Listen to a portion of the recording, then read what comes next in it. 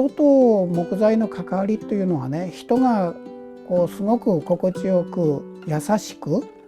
なれる、そういうものだと思うのね。心地よくっていうとやっぱり音楽だと思ってるのね。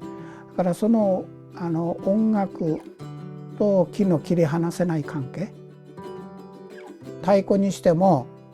お琴にしても木材の響きなんですよ。スピーカー性能を持った木材っていう言い方ですね。これをここに挟んでるだけだから、これが LR それぞれ、これが駆動部ユニット。こうやって耳をつけて聞くと、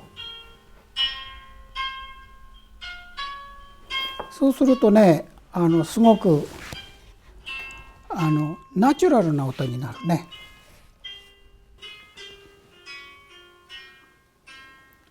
今までのスピーカーの概念にはこういうタンブがフリーになってこういうことで音が出るっていう概念がないから。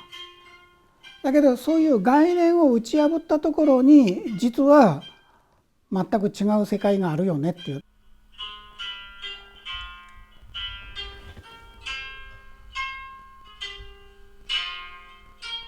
裏白シダのイメージ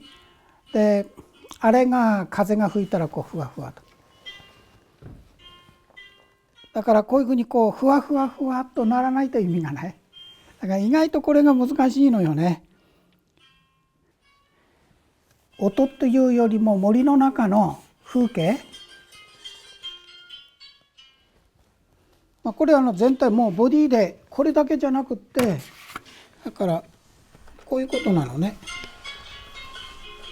もうこれだけなの。これが僕が最初に作った1号機なの。だからとてもなんていうの、音響機器とは誰も思えない。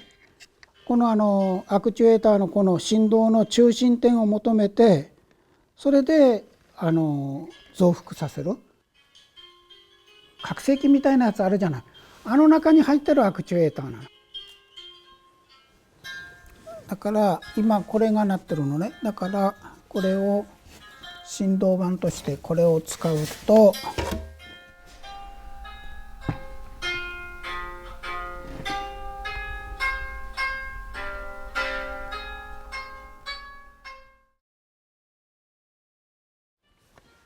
これがね、まさかのこの三重県の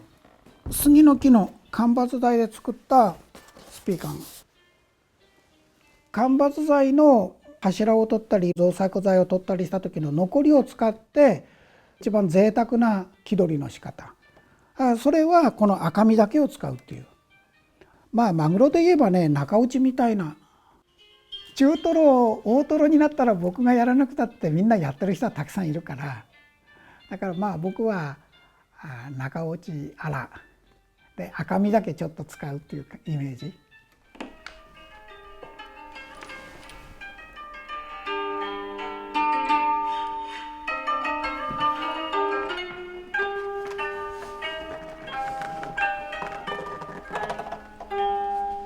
こうやって壁につけた状態がこういうイメージ。技術がブラッシュアップしていってたどり着いたのがこういう大きい板でもなるっていう。僕ね、割とねこの木材を強振させてね、ピンク・フロイドを聴くのが最近ちょっとハマってるんですよ。生活の一部としてありながら疲れない、そんなようなことを目指してる。木が持っている命っていうか、地域の人たちが大事に育ててきた木が台風で倒れたりとか、そういうものも使いながらその地域にまた別の命として残せるもの、根源的にね木との関わりっていうのをね、もう一度再編集したいなと。やっぱり人として何が大事なのか、これからの時代ね、必ずしも高度かじゃない。なるほど、社会が成長する、豊かになるってこういうことなのかと。だけどこれが本当に豊かになった姿なんだろうかっていうふうに感じているのが今なんですよ。もう40年代日本の林業に関わって、で僕もかつての姿は合板を芯にして塩ビのフィルムで印刷したものでラッピングをして、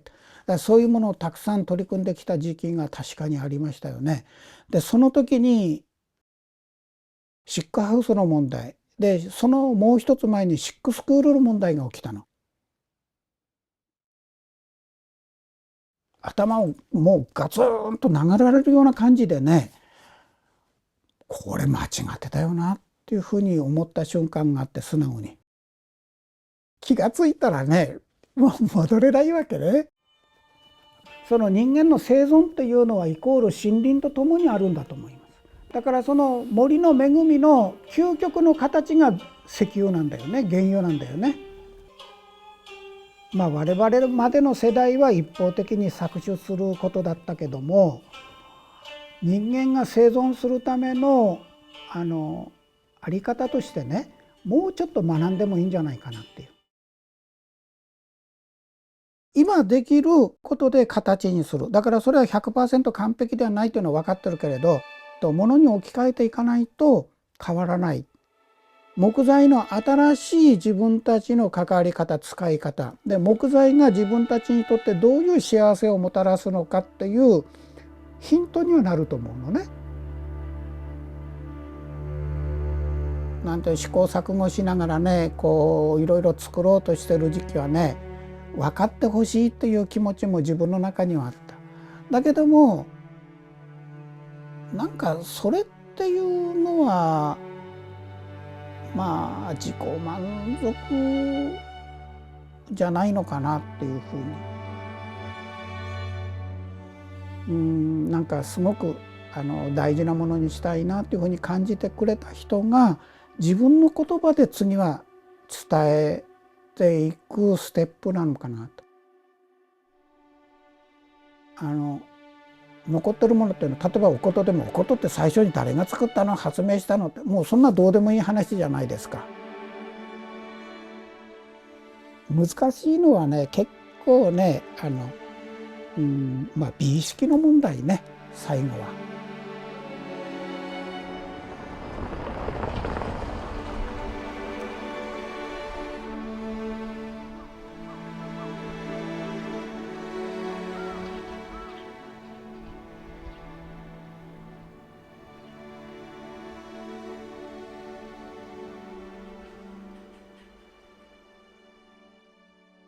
武家屋敷って言われてふーんと思うけれど、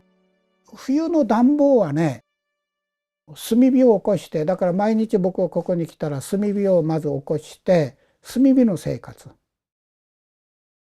寒い暑い、だからエアコンもないのね。だけど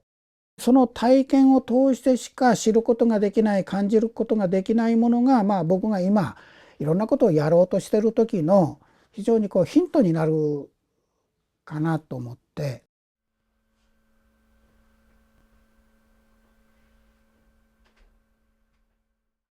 古いものを古いとしておくんじゃないよ。古いものを新たな価値創造の装置として考えれば、ありかなと思いますよ。高度成長から今度縮小の社会に変わっていくからね。だから縮小に変わっていった時の姿っていうのはね、やっぱり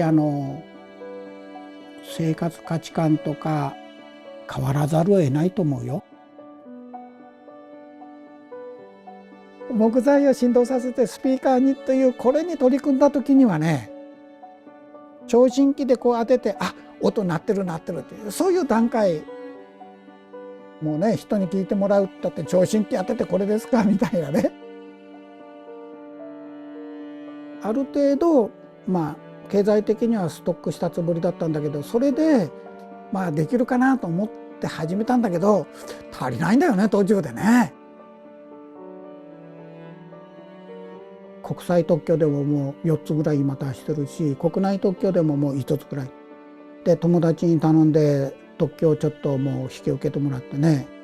みんなに結構ね応援してもらってるの、経済的にはね。だけどね、みんなに応援をお願いする前にね、自己破綻やね。それでね、